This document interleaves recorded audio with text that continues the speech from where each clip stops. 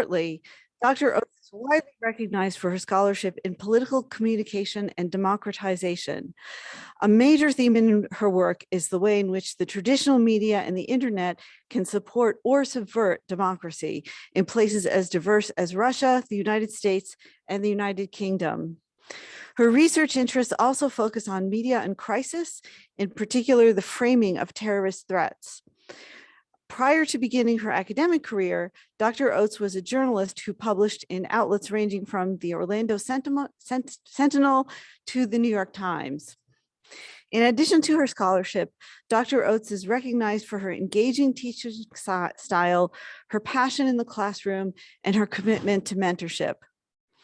Provost Rice, Dr. John Berteau, and I congratulate Dr. Oates on this much-deserved award and recognition. It is my pleasure now to introduce Dean Lucy Dalglish, who will formally introduce Dr. Oates.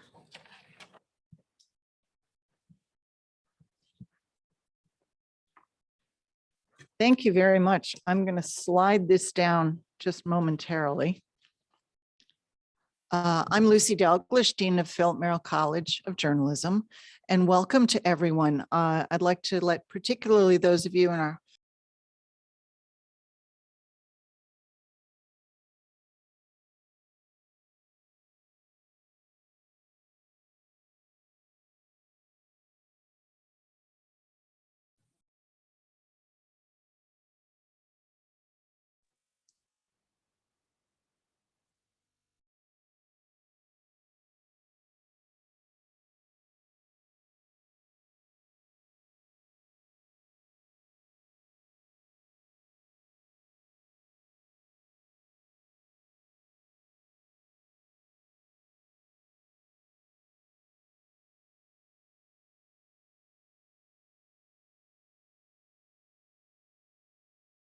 stage, particularly by Russia. Dr. Oates has degrees, an undergraduate degree from Yale University and her PhD in political communications from Emory University in Atlanta.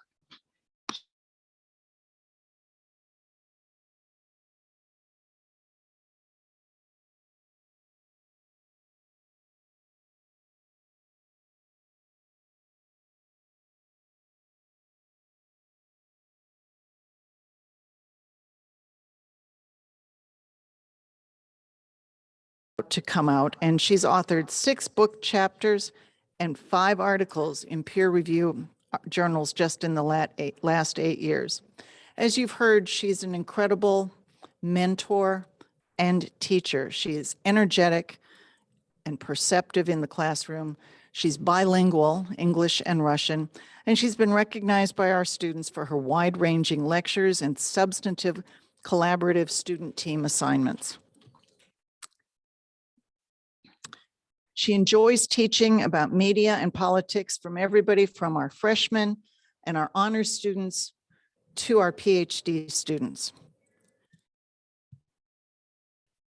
You know, we're a small college, and oftentimes it falls to our faculty members to take on significant administrative tasks. And Dr. Oates has never failed to jump in and help out with those assignments. She has been the chair of our doctoral committee. She's also been, for the last several years, the head of research for the college.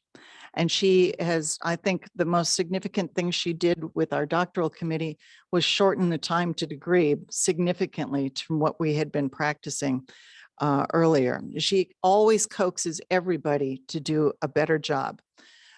In the last 18 months or so, I cannot tell you how grateful I am for the way she jumped in when we were all sent home and had to learn how to teach online. She's sort of an early adapter to online teaching.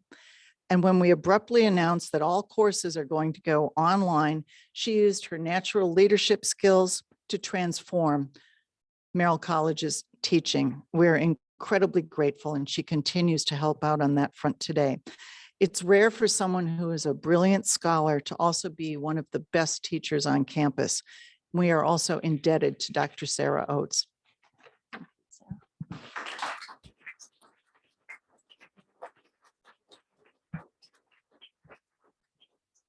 Lucy, I can't hug you because of COVID, but I'm hugging you in my mind. I'm going to take off my mask as well, reveal the face behind the mask. Thank you so much for that, that tribute. Also, in a moment, I'm going to share my screen and I'm going to allow the 41 participants online to see my presentation as it goes.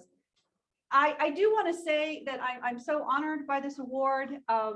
And I only have this award because of the support of my colleagues and my students. It really does take a village. I know that's a hackneyed phrase, but it's true. And I remember Lucy emailed me and said, you are going to apply for this award. And then she made it happen. And my colleague, Linda Steiner, helped me putting together the portfolio. And I couldn't have done it without you. So today, it's a little hard to, when you're introduced as a great teacher, you go, wait, am I really that good?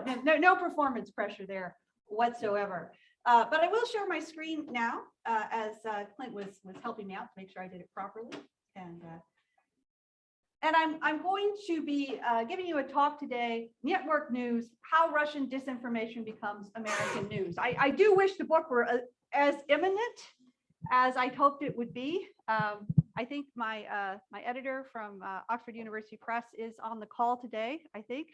So I've got to be on my toes to show her that I'm doing a good project. So in the last couple of weeks, people have been coming up to me and saying, so have you done your presentation yet? And I'm like, is there some world in which educators do presentations more than 24 hours in advance? I was a little confused. And then I got nervous. And then I realized they've already given me the award, so they can't take it away. So I thought, well, and I feel like I'm here in a room of friends and 2 family members. So we can just have a lot of fun talking about Russian disinformation. And I spend a lot of my life doing that. So, this is interesting. My clicker has gone AWOL, but I think I'm just going to hang out here unless the videographer tells me I can't do that. So, Josh, where did it go? It's on the tape. Oh. No, it's not a class without a small technical difficulty because we had a lovely clicker that was working perfectly. And it's, there it is. All right, great. Okay. So I used to tell people, I still tell people that I study Russian disinformation, Russian propaganda, but they no longer now just walk away from me when I say that. So that's both kind of exciting. Oh, that's interesting. The clicker doesn't work in this format. So once again, it's never going to be, I'm going to stop sharing screen for a moment, see if it'll work. Hang on. Nope, that's not it. Okay. Believe me, guys, we definitely, we tested this. So let me take a moment to think about how I might need to be doing this. Any thoughts from the tech team? Be appreciated. Okay.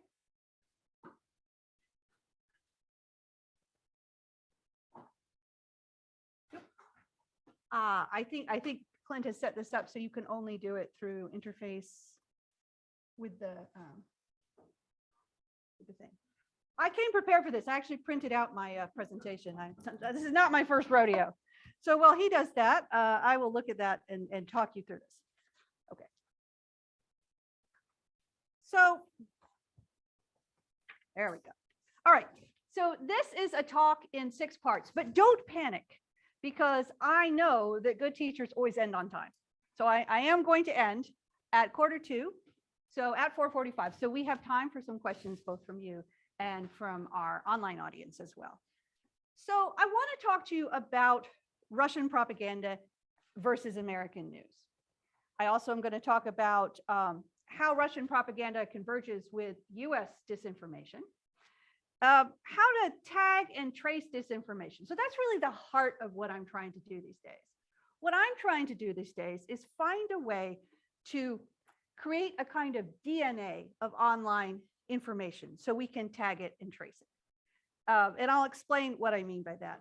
We're going to talk about a specific successful example we have of Tagging and Tracing Disinformation, a Russophobia Narrative. And I'm going to be talking about Russian media content in terms of Russian English language propaganda on outlets RT and Sputnik. And I'm also going to be talking mostly about Fox News.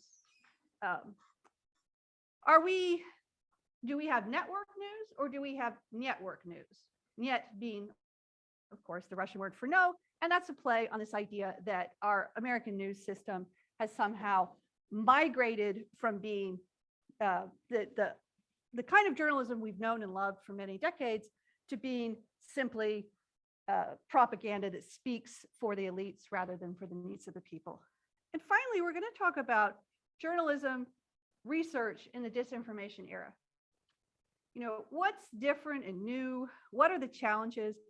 But what's also changed in terms of how we as journalism researchers approach our problems?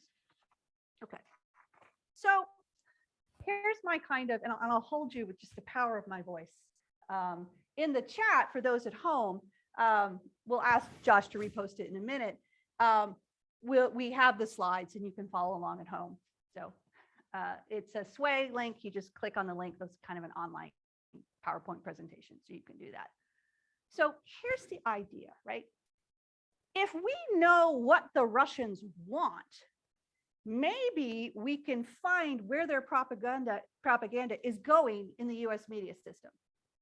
So in other words, we need to, detectives that we are, track that message back to its origin, figure out what it is, codify it, and then see where it goes.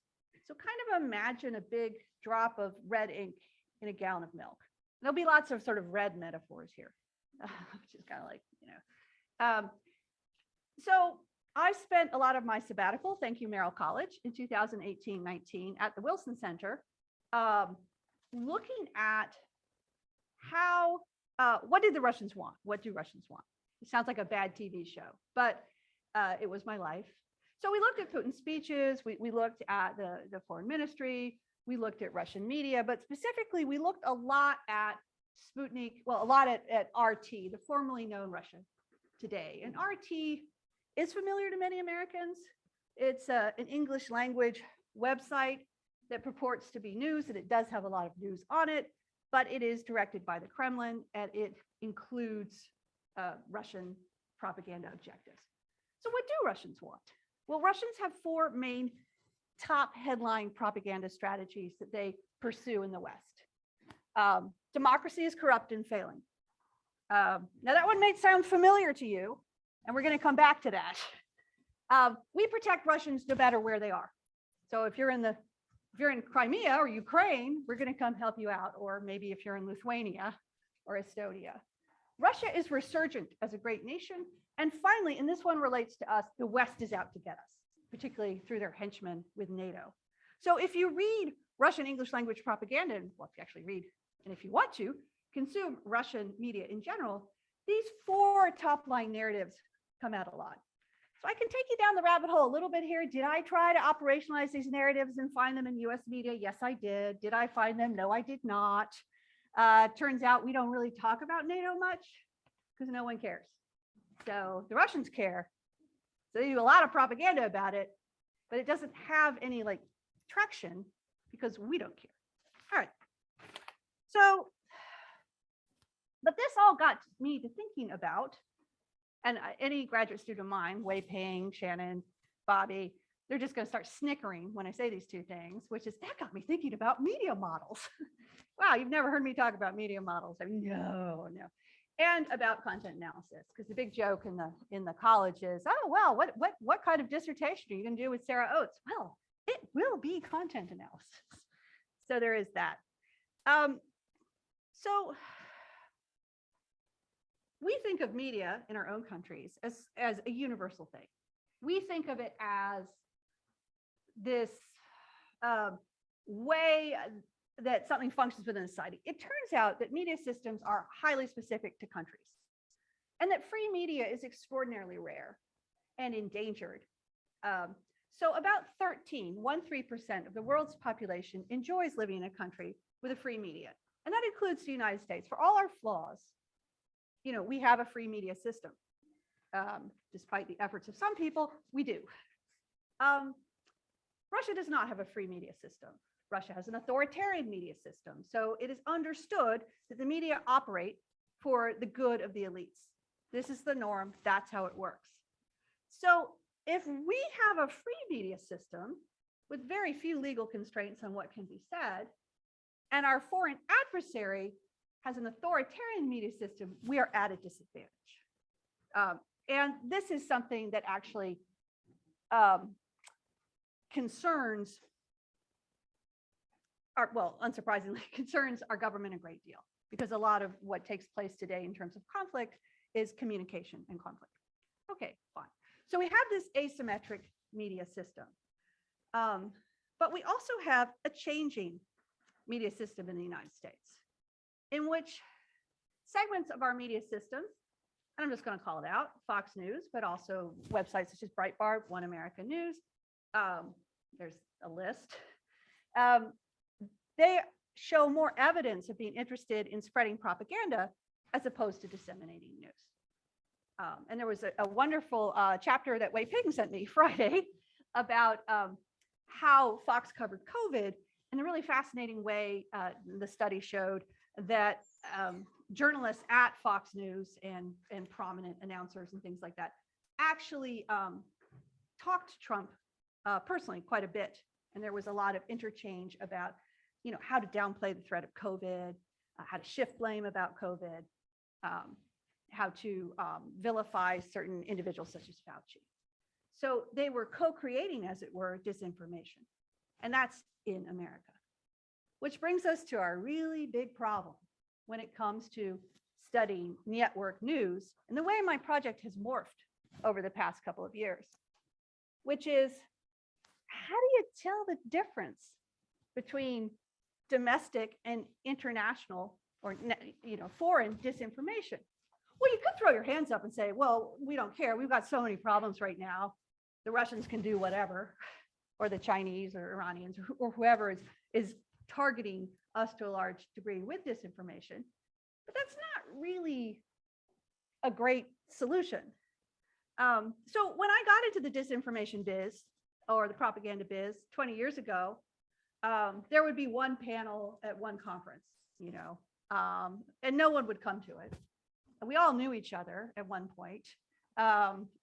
There's this joke in Europe, you know, you have sofa parties where all the members could fit on the sofa. We were like a sofa discipline. You know, the people who studied Russian disinformation. Oddly, most of us were women who were brunettes, which I always found strange. Some kind of thing going on there. Now you go to a conference, you're like, oh, you study disinformation? Yes, I studied January 6th from 10:45 a.m. to 11 a.m., but only on Twitter. You know, so the field has become enormous. And that's exciting, right? That's great.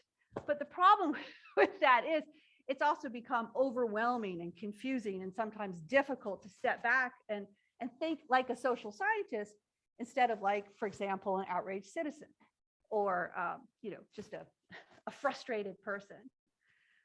So I've been trying for the past 6 years, and I started this with Wendy Moe in the business school here at UMD, and we were looking at the way in which you could maybe talk about political candidates as brands on Twitter.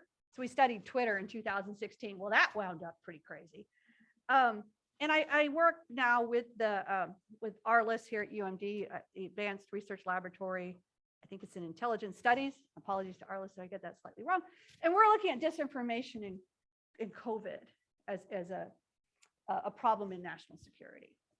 But how are we doing this? I mean, there's just literally hundreds of studies coming out a week. I counted this morning. I have 5 Slack channels just for disinformation, plus Twitter, plus LinkedIn, plus people texting me all the time, plus email. I'm collecting easily 20 to 25 relevant academic studies for my work weekly. And those are just, you know, the ones that I find highly relevant. So I'm trying to have this laser focus on this idea of how do we discover the DNA of disinformation? How can we do this? So fortunately, my slides weren't really that good. So I think we can do this through the power of the narrative. Okay. What are the other challenges? Okay, I've talked about the challenge of, is it foreign disinformation? Is it Is it domestic disinformation? When the two converge, what does that mean? Social media. Well, that's been in the news a little bit lately, right? So I teach a 15-week course, and Natalia teaches Rostova, one of my graduate students. She helps me teach it. And Shannon also taught in it as well. So I'm going to restrain myself because I could go on a lot about social media, and it is an issue. But for me in my world right now, it is my laboratory. So if I'm going to tag and trace messages as they move across information ecosystems, that's just the environment I'm looking at right now. We're going to leave aside the problem of the way in which the business model of social media platforms erode democracy, because that's a different lecture, but it's also very interesting. Okay, so we don't really have any ability to do real-time detection of disinformation. We have a lot of ability to do a lot of different things. We could do network analysis. We know who's talking to whom on Twitter. We can look at which websites link to each other.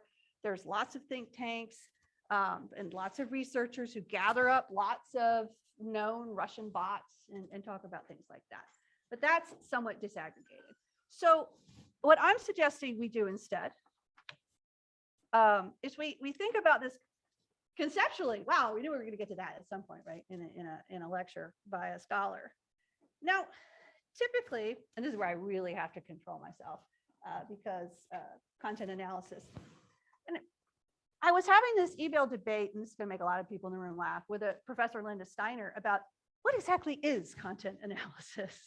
Because and I could see Bobby laughing over there because, yeah, we've had this conversation.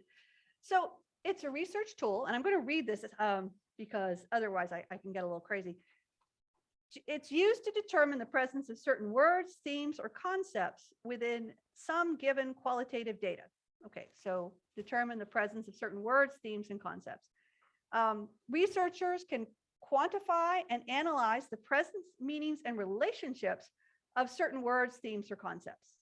For example, researchers can evaluate language used within a news article to search for bias or partiality. Researchers can then make inferences about the messages within the text or the writers of the audience. So an example I often use in my class is homelessness and how homelessness is framed, right? Because in America, homelessness, this has changed a little bit more recently, typically has been framed as a tragedy of the individual. You know, something went wrong in this person's life, addiction, poverty, some combination thereof. Maybe they were incarcerated. It's a personal tragedy. In Britain, it's always framed as a social tragedy, as a social, something went wrong in society for people to be unable to have homes. That's society's fault. So those are, it's the same problem, but it's framed in a completely different way. So I've moved on in a way that might be slightly suspicious of just being an academic who moves on for the sake of moving on, to thinking about not so much frames, but narratives. So the stories we tell ourselves as a society, and I was actually thinking about this a lot, Deneen, as I was watching your fabulous documentary on Tuesday. Yes, I was thinking about stories, and the stories we tell ourselves, and being so energized and, well, saddened, but also enlightened by this history of African Americans I didn't know, you know, because the story had never been told. It hadn't been told. So that's an example of the power of the narrative, right? That narratives can set truth free, but they can also suppress truth, depending on which narrative gains prominence. So a narrative is nerdily defined by Halverson et al. And no fears, you will have a link not only to this mysterious presentation, but also to a 25-page paper I just wrote about this. A narrative is a coherent system of interrelated and sequentially organized stories, interrelated and sequentially organized stories that share a common rhetorical desire to resolve a conflict by establishing audience expectations, a desire to resolve a conflict through establishing audience expectations. So immigration is a problem in this country. We need, or not, depending on how you think about it. But so we need to establish better laws that, create a better system of immigration so that people can come here and resettle And other people are like, no, we don't want to have any more immigrants ever. So those are two very, very different narratives.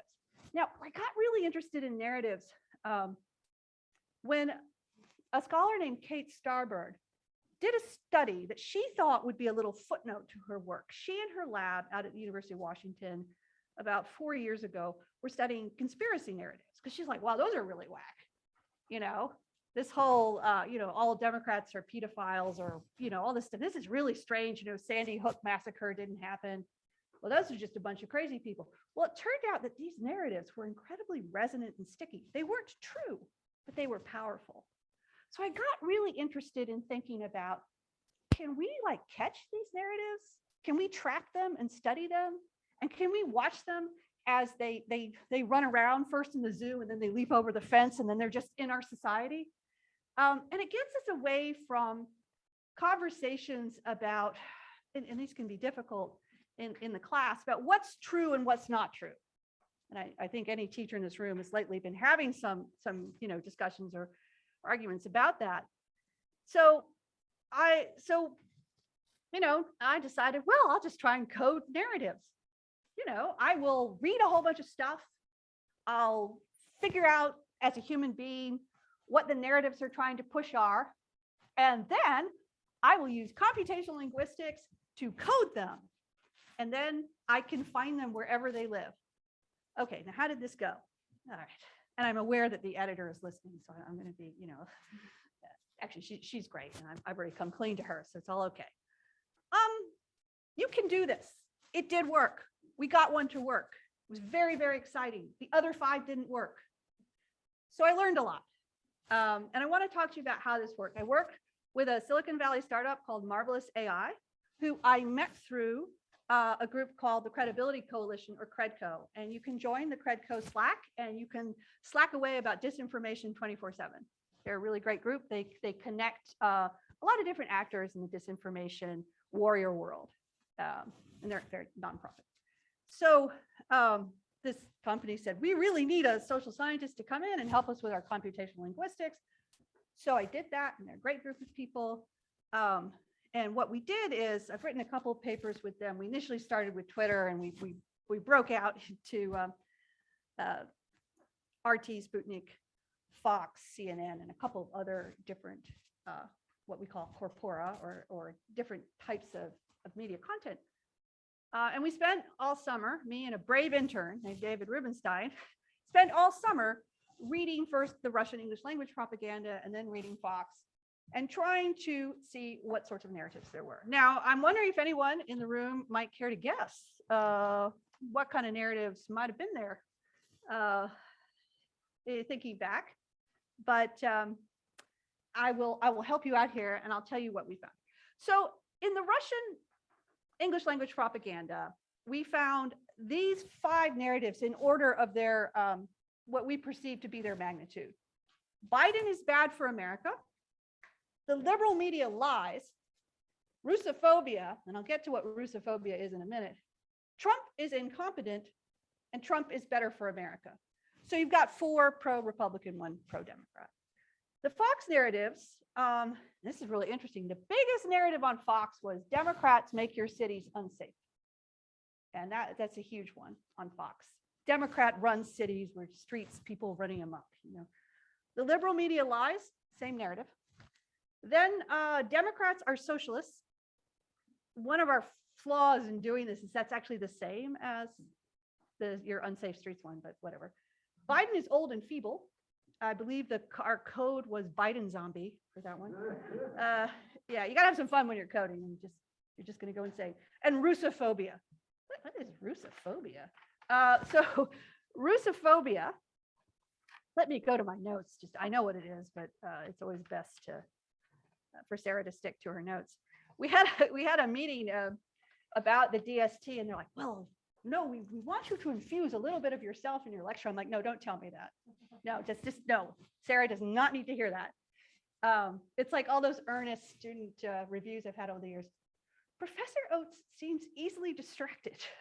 Yeah, but so what is Russophobia? So Russophobia is a narrative deployed by Trump and his supporters that Democrats were trying to undermine Trump by claiming that Russia only propelled Trump into office. It was a big Russian conspiracy that got Trump into office, and that Trump was essentially a not legitimate president and kind of Putin's puppet, right? So the Republicans are pushing this narrative quite hard. And you guys will remember this continually going on from 2016 forward. And Russophobia is also pushed very hard by the Republicans during Trump's impeachment, well, the first impeachment, as a way of saying this is just all, smoke and mirrors, and this is ridiculous. So this starts as a response to what later turns out to be validated Russian meddling in the 2016 election. But it's an amazingly sticky narrative, and it sticks around and then bizarrely gets all tangled up with Hunter Biden and the mysterious laptop that happens in October. So right before this, we found this laptop by Hunter Biden, and there's some kind of incriminating evidence on it with the Russians.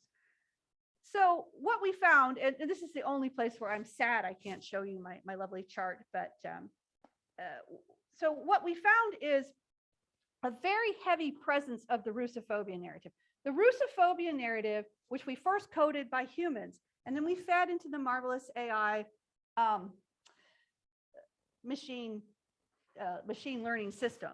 What that means is it takes all the text and we say, hey, here's the text where we found the Russophobia narrative. And it's like, let me look at that text.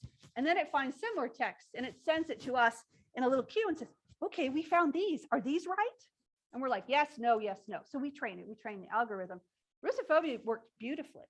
And what we found is a persistent rise and fall of the Russophobia narrative on Fox that matched that on the Russian English language propaganda. So we found our smoking gun. It's more of a kind of, I don't know, little cap pistol, or, than a big rifle or a Gatling gun or anything like that. But the system did work. When we tried to do the same thing with the different narratives, and the narrative of the liberal media lies was a pretty easy narrative to spot. It came up a lot. Sometimes it was just stated in Fox content or RT content. Sometimes they had experts come in and be quoted about it. It was talked about. The machine could not recognize it. We could recognize it, but the machine couldn't. Why could it recognize one narrative and not the other? Well, Russophobia has a lot of keywords in it that are highly distinctive. Russia, Kremlin, Putin, all the characters that were involved in it. And that made it a candidate for a coherent narrative. Even though, so there is this gap between what humans can see and what machines can detect. And why is it important to keep pushing on this? Sometimes I wake up at night and go, why am I doing this? I was such a happy content analyst person. I spent years, nay decades, doing what we call hand coding. So I don't even know how many years of my life I've spent doing this. Stopwatch in hand, watching the news, hitting the stopwatch, seeing how many seconds that segment on that candidate was, or this one was, or whatever. And I genuinely, and this is a little bit terrifying, I genuinely love content analysis. I love content analysis because you can win arguments with content analysis. So a Russian will say to you, well, I don't really think, the state TV channel covers Putin too much. Really, let's see, in the 2000 elections, 80% of the coverage on Channel 1's Vremya was about Putin. And 5% was about his communist contenders. They're like, oh, well, yeah. So my family who are here know I love winning arguments. Yeah, that's true. So I always feel that that's a very exciting thing. So I've got about 7 minutes left, and that's actually working out really well. It seems like when I don't have slides, I speak more rapidly. I do speak quickly. That's another one I get as well. Professor Oates needs to slow down, which I should get a t-shirt with that one. So I want to talk about, and you'll have plenty of time to ask questions with that. So I've covered the problem space.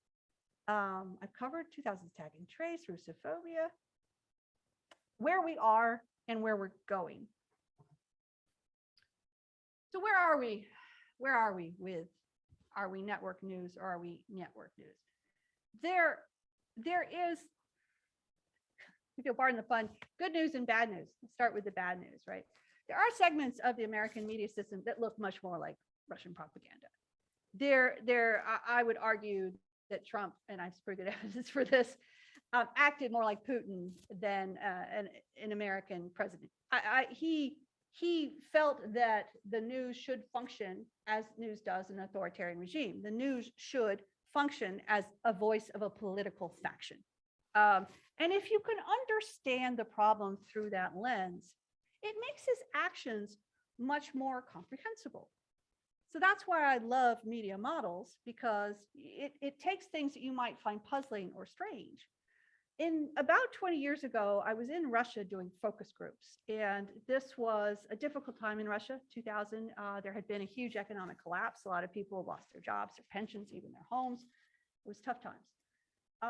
And I friskily, of course, did focus groups. I'm not a native speaker, so I sat through the window, which is very bizarre, eating cookies, watching the focus groups. And people say, yeah, we don't like free media. All it does is bring disorder. And in infamous words of one of my participants, it's all tampons and Snickers. You know, that's not what the media are supposed to do. The media are supposed to uplift us and lead us and give us a better vision of what life should be. I've got my 5-minute warning. Okay, good. And it was this moment of listening to that, of going, oh, they have a fundamentally different understanding of media. But how strange. Why would people in a foreign country think of media differently? But the good news is, and I do believe this, I believe that journalism is valued more than ever before. I think in the contrast and in what happened and where we've been has made people realize that, wow, there really is only a thin black and white line. There really is only the media.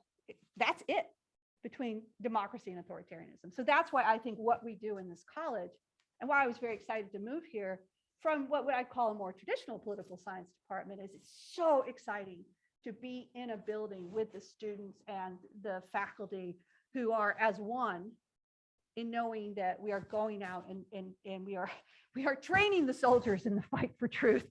And we are studying this and trying to do this.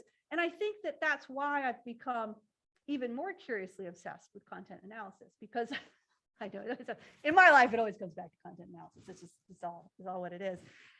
Because I think that forensics in any field are very, very important. And I think without that, it's very hard to know, what is sticking, what is not sticking, where are the messages coming from.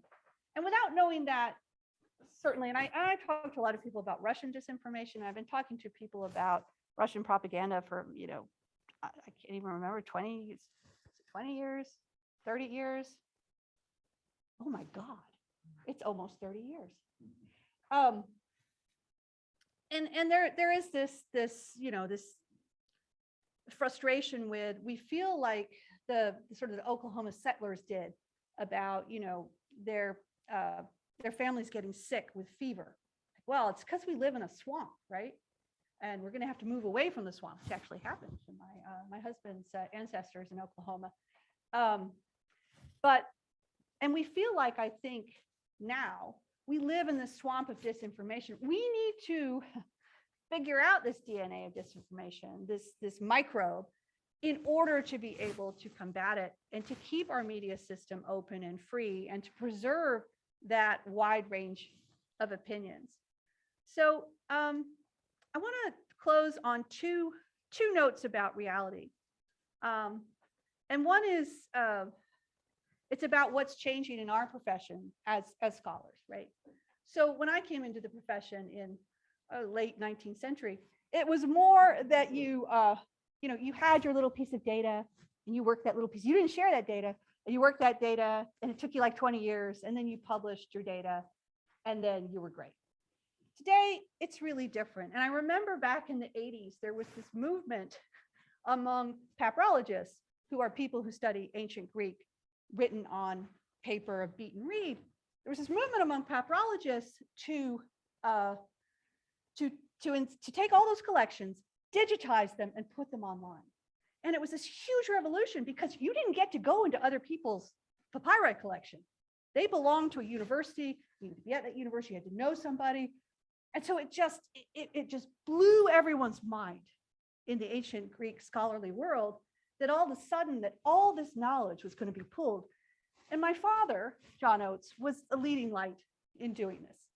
And I remember him explaining it to me and just thinking, wow, you know, and it's funny how we go through life and we don't always think about who's influencing us and how we're influenced. And when I was preparing the lecture, I actually brought this picture of him. You can see there's a slight resemblance between me and my dad. So I think that's, I think the spirit of my father, who's unfortunately no longer with us, is in that. I'm going to close talking about the Nobel Peace Prize, which was awarded to two journalists. Was it just last week? It seems like it's all going by so quickly. And I just want to get my notes because of course I remember the name of the Russian journalist, but I'm also trying to remember the name of the journalist from the Philippines. So it was Dmitry Muratov and Maria Ressa, and they are both amazing, lifelong advocates for journalism. Muratov in Russia and Ressa in the Philippines. And there's been a lot of coverage of this, a lot of concern about this. You know, will there be, you know, will these people be persecuted? Is it a good idea to give vulnerable journalists a Nobel Peace Prize? And I say yes, because it is a moment when we need to recognize and respect that journalism is under fire. And this is a quote from an article. Mr. Muratov said about the Nobel Peace Prize: the parliament does not represent all the people of Russia. It does not represent the minority with an alternative point of view. The media represents them, and that is exactly why I believe these attacks on the Russian press are taking place, because the media are standing up and representing. And I'm going to close with a quote from a New York Times story about the prize that talks about why these journalists have been persecuted. They have been persecuted at heart, not because their governments don't like their style of journalism, because their governments won't tolerate the notion of independent, truth-seeking journalists. Their governments won't tolerate independent, truth-seeking journalists. We're not there yet in the United States at all, but I think the work in this college and the work by our students and the work by our faculty is so important in terms of carrying on that fight and preserving democracy. So I'll end with that.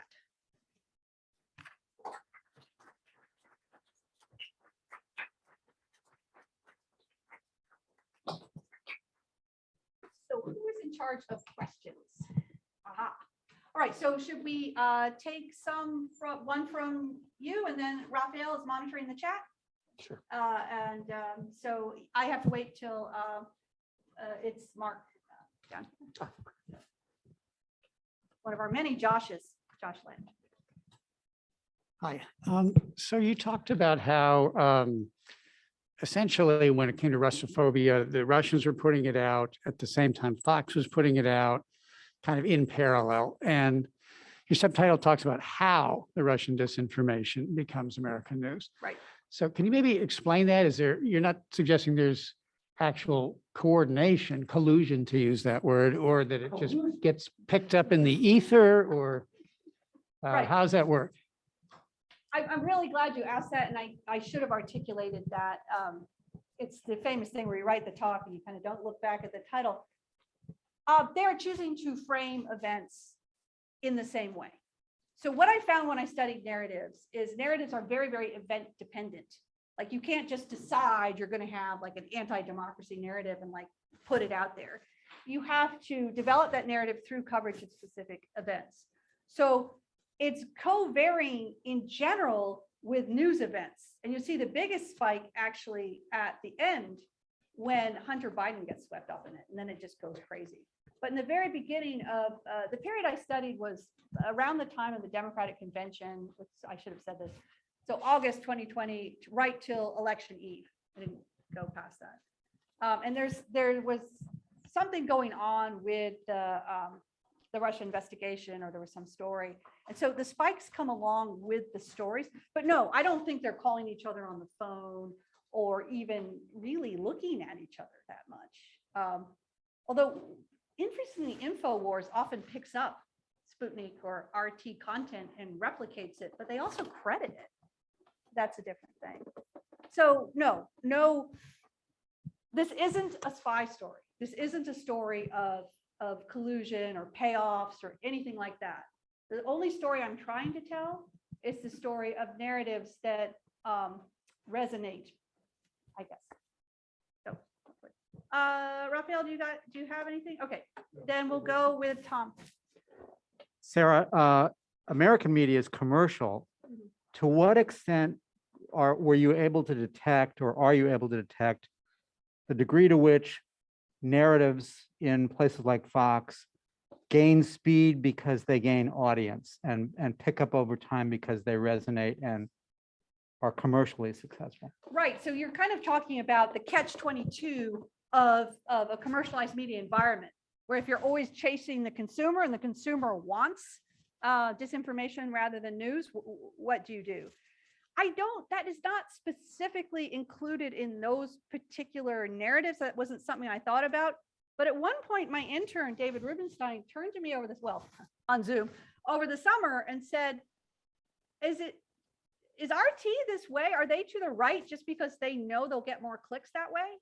Maybe it's not like a Kremlin-led disinformation campaign. Maybe it's just they want the clicks and the eyeballs, and they know they get that through, sort of Trump bait.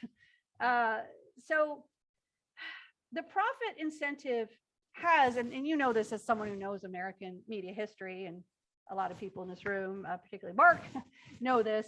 There are moments when the profit incentive have led to bad things in American media.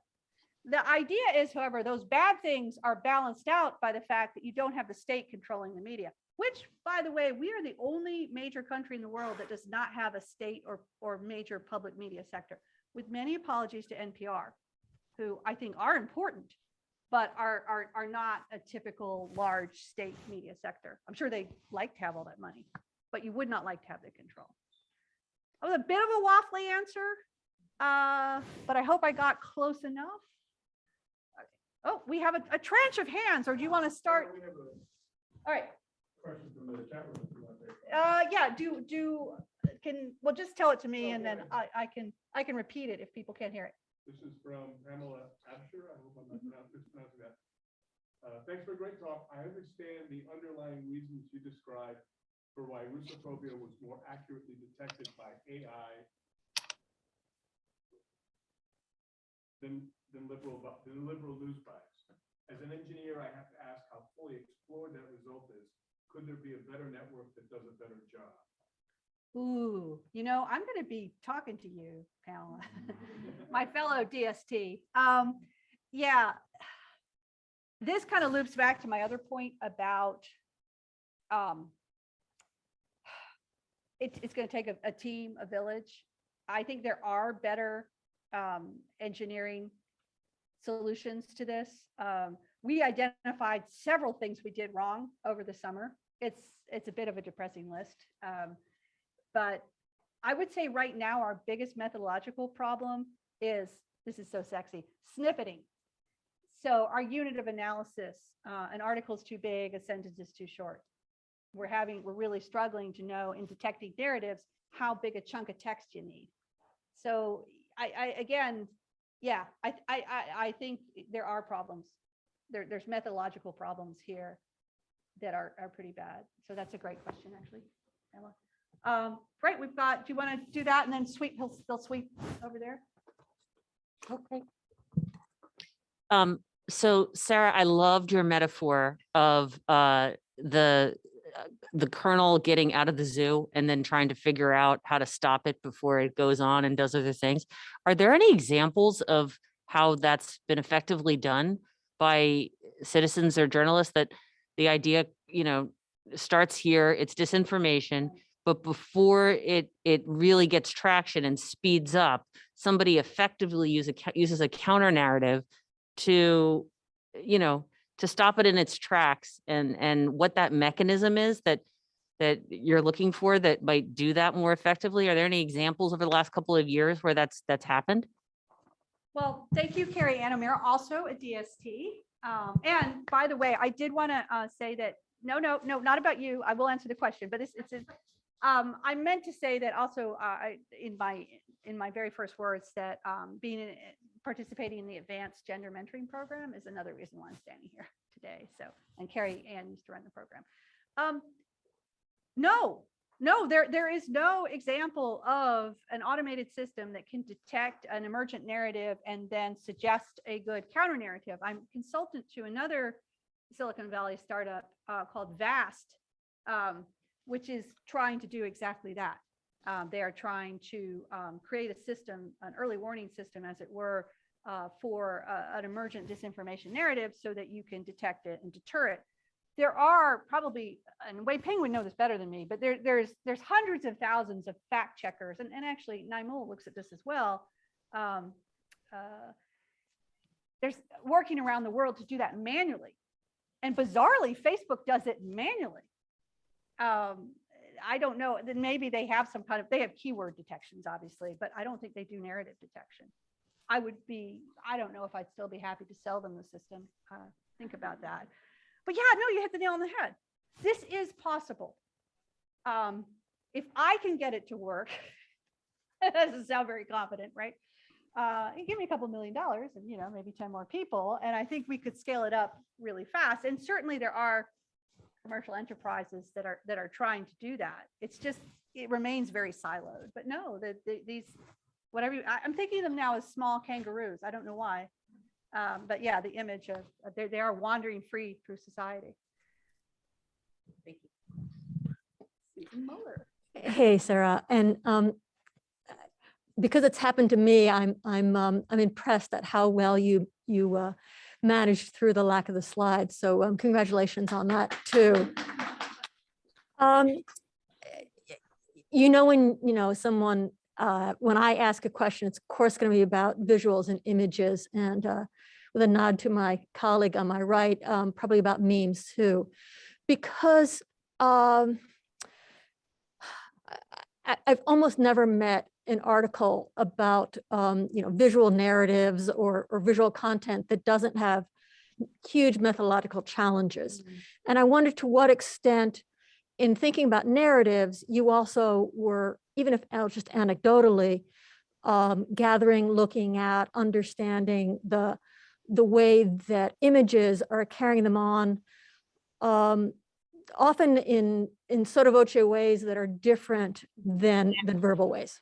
Yeah, no, it's a great question. And I learned, oh, by the way, if anyone's on Zoom, there's 2 people in the waiting room. I have no ability to do that. And if we thought about that, I could have gone on Zoom and done my slides that way, but I think it was fun without it.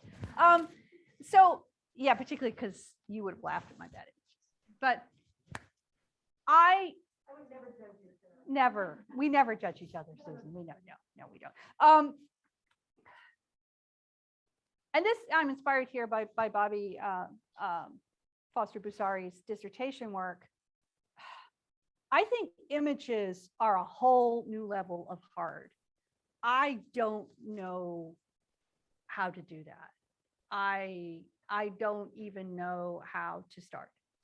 So maybe that's where you can become the Silicon Valley consultant and help them figure that out, both of you, or either of you.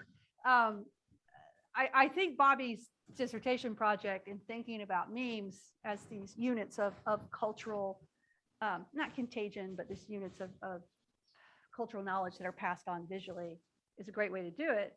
But my work doesn't do that. And it's a huge problem because so much information is passed along visually. I'm a very, very textual analyzer. And your question pushes me to think about, well, maybe that's not enough,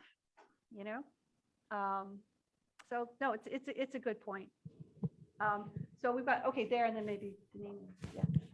My name is John. I'm a grad student. Thanks very much for the presentation. My question has to do with the expression you used about the stickiness of the narrative. What I want to ask is this stickiness something that is engineered by people who are really experienced about rhetoric in the Kremlin, and then it is unleashed into the American ecosystem? And could you speak more about what organizations like Cambridge Analytica, what the role they have played in misinformation, especially during the election cycle? I'm from Kenya, and they've been involved before in our elections. Yeah, we're not even getting into the whole problem of the asymmetric war between social media disinformation and non-US countries, which is horrific. So the first question was about stickiness. That's actually a technical term developed by Matthew Hinman and others. I know this from separate studies of the Kremlin. The Kremlin they'll just throw spaghetti at the wall until something sticks. Their method of finding if something sticks is, well, we'll just, fire hose of falsehood and we'll see. There were some tragically amusing attempts after they shot down MH17 over Ukraine. They just put out a whole bunch of propaganda and saw what people picked up on. So that's what they tend to do. That's why if you read RT, you will see sometimes a sort of trial balloon goes up. Oh, the flight that was shot down over Ukraine was full of AIDS, corpses ridden with AIDS. That was literally one of the ones they did. Yeah, I know. I know. Russian propaganda can be good for any propaganda can be good for a chuckle sometimes, and then a little tear. On Cambridge Analytica, Cambridge Analytica, and I have a graduate student named Emma, well, a PhD now, of course, named Emma Bryant, who studies a lot of this, BRIANT, and she's really interesting to follow on Twitter, because what Emma points out is that Cambridge Analytica was just one thing. There's so much of that going on all the time. They just talked about it a lot and got caught. So to me, Cambridge Analytica is just a footnote in the whole way that social media platforms continually pollute our information environment for profit, right?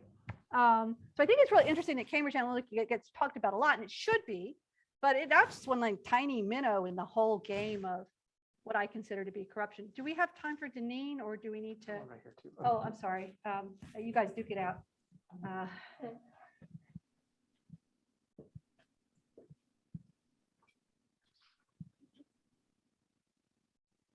Thank you. Can you hear me okay? I was going to say, I know that in the early 1900s, around 1930s and 40s, the Russians targeted Black Americans in this country with campaigns essentially saying that because of America's racism, you should come here to live. It's a much better life. And I know that hundreds of Black Americans went to live in Russia and preferred to live in Russia under Stalin as opposed to living here in a country that's steeped in racism. So I wondered, with your talk here, how the current Russian campaign of disinformation is using this idea of racism, or whether it's fueling the current narrative as in this country about racism and anti-racism and white supremacy. That is a great question. And of course, the story of the African-American diaspora in Russia is a fascinating story, really interesting. But right now, I see them as very much on the right wing. Black Lives Matter protests are a sign of society unraveling.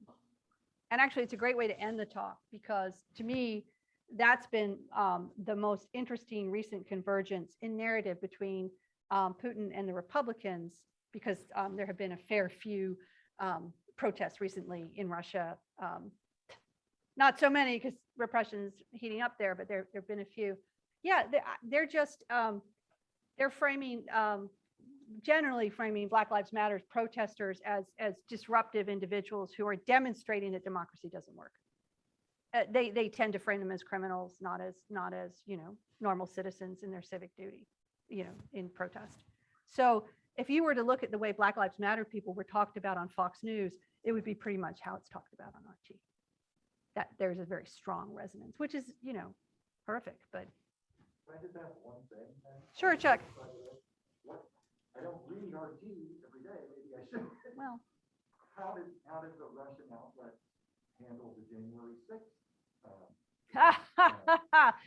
I haven't gotten to that yet. So I think that's a great way to close with, because we're a few minutes over and I know I'll get bad evaluations if we don't stop. But you've been a fabulous audience of friends and colleagues, and thank you.